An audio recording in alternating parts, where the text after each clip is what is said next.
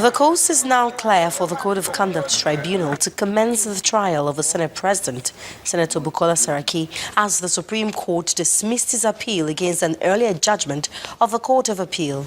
The Court of Appeal, in a split decision, had ruled in October 2015 that the tribunal was right to try Senator Saraki on a 13-count charge of alleged false declaration of assets.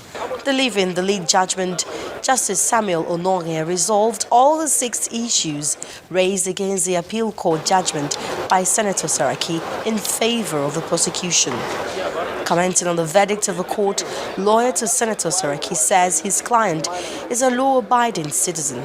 There's no doubt the judgment has interpreted so many parts of the Constitution, and controversy surrounding some of the provisions of the Constitution by this judgment have been laid to rest.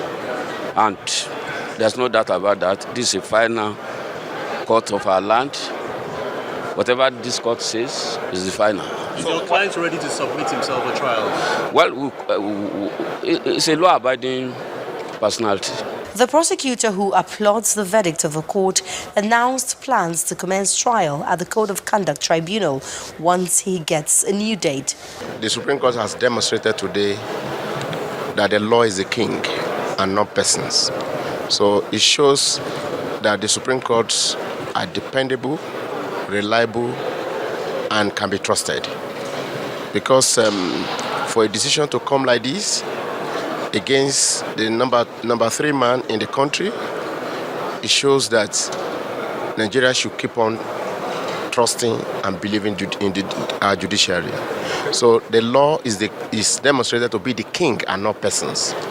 No one is above the law, and everyone must obey the law. That is the message today. The Senate President, in the appeal filed before the court, challenged the jurisdiction of the tribunal to try him for alleged false declaration of assets. He specifically challenged the composition of the tribunal and the legality of the charge, which he said was not endorsed by the Attorney General of the Federation. He also complained that the tribunal should be sitting with 3 members and not 2, as it did when he was arraigned before it.